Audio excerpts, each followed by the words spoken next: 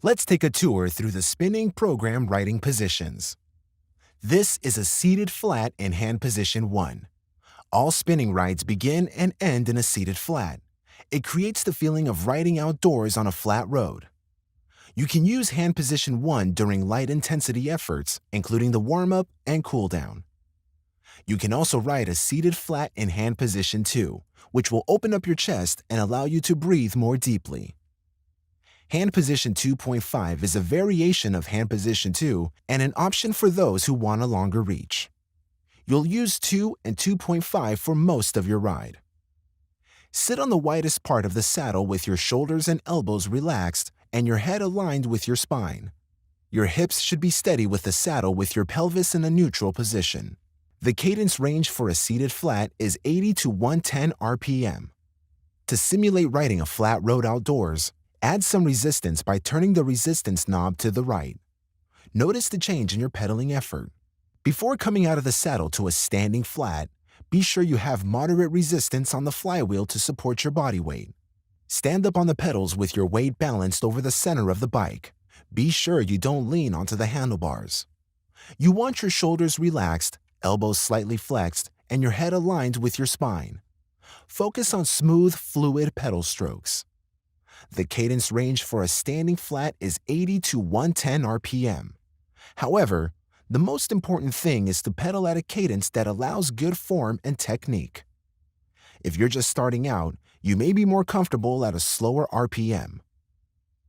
Jumps are used as a drill to practice smooth transitions between the seated and standing positions. Use your legs to lift you up and out of the saddle rather than pulling on the handlebars. Balance your weight over the center of the bike and be sure you're not leaning onto your hands. Maintain a smooth, fluid pedal stroke as you transition in and out of the saddle at a pace that allows you to maintain your form and technique. For hill climbs, turn the resistance knob to the right. The more resistance, the steeper the hill. Your pedaling will naturally slow down. The cadence range for a seated climb is 60 to 80 RPM. Sit back in the saddle with a light grip on the handlebars. Keep your shoulders and elbows relaxed. When the hill gets really challenging, use your breath to release that energy.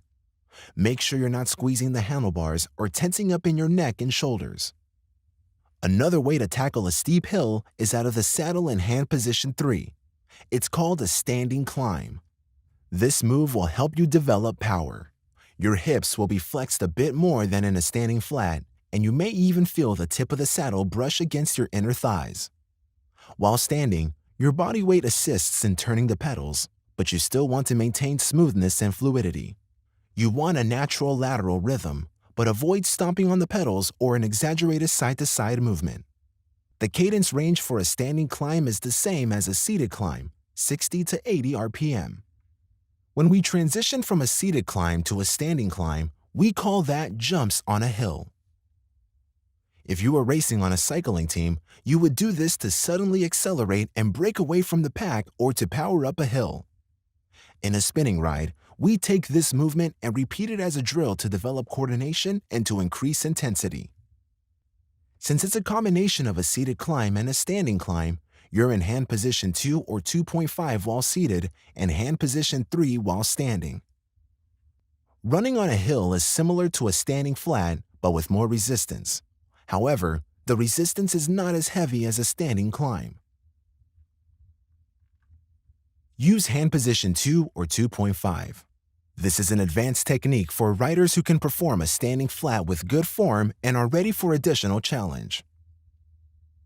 Balance your weight over the center of the bike, grip lightly on the handlebars, relax your shoulders, and hold your head in line with your spine. Because it's a hill, the cadence range is 60 to 80 RPM. A sprint is an advanced technique that requires maximal effort and is recommended only for riders who have developed a strong foundation in the fundamental riding skills. You'll feel like a cyclist in a race sprinting to the finish line. Start by adding a lot of resistance to the flywheel while trying to keep your cadence above 80 RPM. One type of sprint is to stay seated in the saddle the whole time. You want to maintain your cadence with as much power as you possibly can. Because sprints are maximal efforts, They should last no more than 30 seconds for the typical rider. To recover, take off most of the resistance and pedal slower.